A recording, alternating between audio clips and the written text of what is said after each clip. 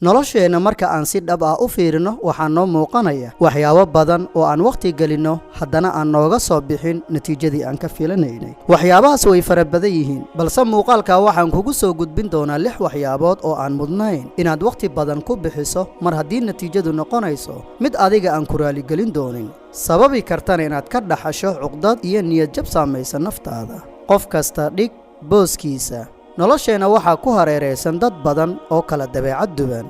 kala caqli badan, kala dadnimo iyo waayo aragnimo badan, oo waxaa ku jira dad mar walba aad la kulanto aad ka dhex arkayso qiimahaaga,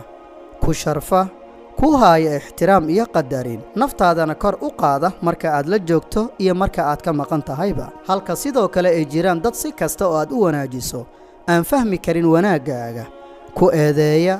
inkira axsaanka iyo wanaagga aad u samayso, si kasta aad u qiimaysana aan ku dhigin booska aad mudan tahay. sidoo kale waxaa jira dad aan naftaada waxba u dhimin waxna aan ku soo kordhin. sidaasi darteed dhig qof walba booska uu kaa mudan yahay,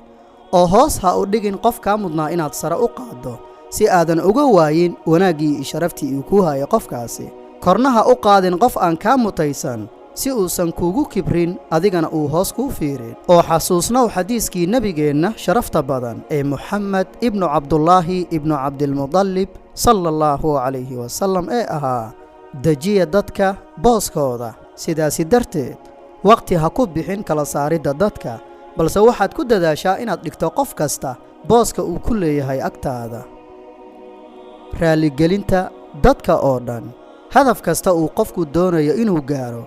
mar haddii uu la yimaado dadaalkeeda wuu gaarayaa, marka laga reebo inay ka wada raali noqdaan dadka oo dhan.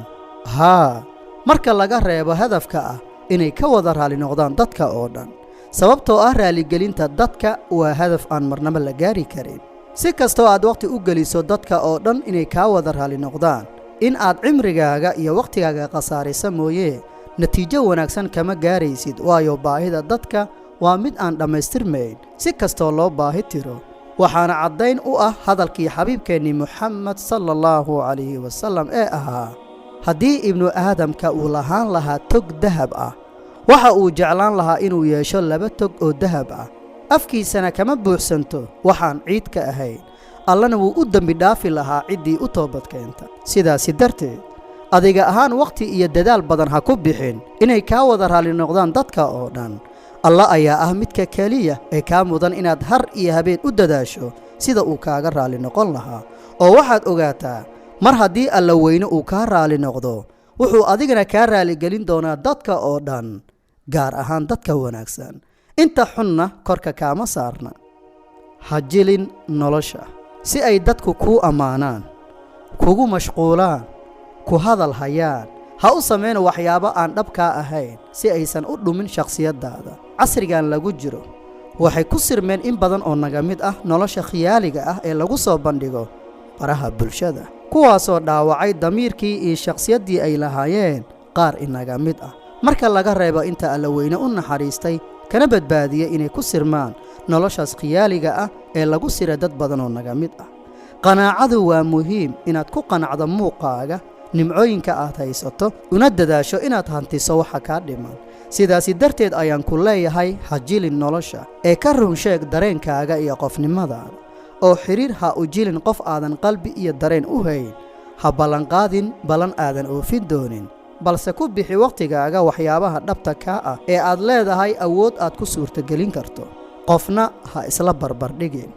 isku ekaysiinta qofka leh habdhaqankiisa, ficilada uu sameeyo, iyadoo aan loo fiirin xumaan iyo wanaag, waxay dhaawacaysaa shakhsiyadda qofka isla barbardhigaya qofkaasi. ku dayashada dadka wanaagsan iyagoo looga dayanayo ficilada wanaagsan ay sameeyaan waxay kordhinaysaa garashada qofka, halka ku dayashada qofka kale ficiladiisa iyadoo aan looga dayanayn wax wanaagsan waxay lid ku noqonaysaa qanaacada iyo kalsoonida qofka, waxayna ka dhigaysaa mid aan arkin nimcooyinka uu haysto, wanaagga badan ee ku duugan qalbigiisa, farxadda iyo qanaacada ay lahayd naftiisa. sidaasi darteed waxaan ku leeyahay, is-ahow adiga oo ogow in qofna uusan matali karin booskaaga iyo doorka aad ka ciyaartaba, oo waxaad ku qurux badan tahay inaad is-ahaato adiga. horumarin joogto ahna aad ku samayso naftaada. haddii ay ahaan lahayd inaad ka jarto caadooyin aan wanaagsanayn oo aad rajaynaysa inaad maalin un ka jarto naftaada iyo abuuridda caadooyin wanaagsan oo aad jeceshahay inaad maalin un ku aragto naftaada oo yeelatay la tartan naftaada oo ka hormari sanadba sanadka ku xiga bilba bisha ku xigta isbuucba isbuuca ku xiga iyo maalinba maalinta ku xigta mashquulkaas aad ku mashquulayso naftaada ayaaba kuu oggolaan doonin inaad fursad u hesho wakhti ku bixinta iyo ku mashquulidda nolosha dadka kale naf u huridda dad aan mudnayn wanaagga ay sameeyaan dadka wanaagsan ayaa ka mid ah tiirarka ay ku taagan tahay nolosha sidaas ay tahayna waxaa jira dadka qaar oo wanaagga inkira shakina geliya qofkii u sameeya wanaaggaas sidaasi darteed waxaa wanaagsan inaad hubiso dadka aad u hurayso wakhtigaaga cimrigaaga iyo naftaadaba inay yihiin dad mudan si aadan hadhow uga shallaayin wanaaggu lama rabo inuu kugu noqdo adiga mid lagugu dhagro lagagana faa'iidaysto oo xasuuso hadalkii xabiibkeennii Muxammad sallallahu calayhi wasallam ee ahaa hala saaxiibin ilaa qof mu'min ah mooye yuusan cunin cuntadaada ilaa qof wanaagsan oo alla ka baqa mooye sidaasi darteed ayaan ku leeyahay wakhtigaaga iyo nafhuriddaada yuusan helin ilaa qof mutaysta mooye ka walwalka hadallada xun ee dadka run ahaantii waxba kama bedeli kartid dadka sida negatifka ah uga hadla ama ula dhaqma naftaada balse waxa aad samayn karto ugana badbaadi karto saameyntooda ayaa ah sida aad uga falceliso sida aad uga falceliso habdhaqannadooda iyo ficiladooda ayaa ah mid wax ka bedeli karta bini'aadankan dunida kugula nool waxaa ka ammaangeli waaya allihii abuurtay allihii abuurta ayaa ka ammaangeli waayay oo afkooda kama dhammaato eedayn joogto ah xaqiridda iyo yastiinka iyo dafiridda wanaagga iyo dadka u sameeyaba laakiin hadalka bishaarada leh waxa uu yahay marka aadan waxba ka soo qaadin hadallada xun ay kugu dhahayaan dadka oo aadan kala jeclaysan waxyaabaha ay dhahayaan marnaba saamayn kuma yeelan doonaan naftaada oo xasuuso in alla subxaana wa tacaala uu ku yidhi nebigeennii sharafta badnaa ee Muxammad ibnu Cabdullaahi ibnu Cabdilmudallib sallallahu calayhi wasallam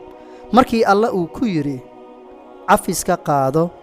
waxa wanaagsan dadka far jaahiliintana ka jeeso sidaasi darteed weligaaga ha ku mashquulin naftaada hadallada iyo habdhaqannada xun oo aad kala kulanto dadka kale keliya la jaanqaad midka aad isfahmaysaan oo aad wanaagga ku tabayso halka kuwa kalena aad deeqsiin karto keliya salaanta idinka dhaxaysa ugu dambeyn qof kasta aad dhigta booska uu kaa mutaystay inaadan ku dadaalin inuu kaa raali noqdo qof kasta jilliinka nolol aan jirin isla barbardhigista dadka kale u huridda nafta dad aan mudnayn in loo huro iyo ka walwalka dadka sida ay uga hadlaan ulana dhaqmaan naftaada intaba ma mudna in aad ku bixiso wakhtigaaga beddelkii kuwaasi noqo oo ahow qof daba carara howlihiisa gaarka ah kuna dadaala sidii aad meel sarraysa u gaarsiin lahayd naftaada adduun iyo aakhiraba hagaag waxaan rajaynayaa in wax un uu kugu soo kordhiyey muuqaalka soo sidaas ma aha inta aan ku wada kulmi doonno muuqaalka xigana waxaan ku leeyahay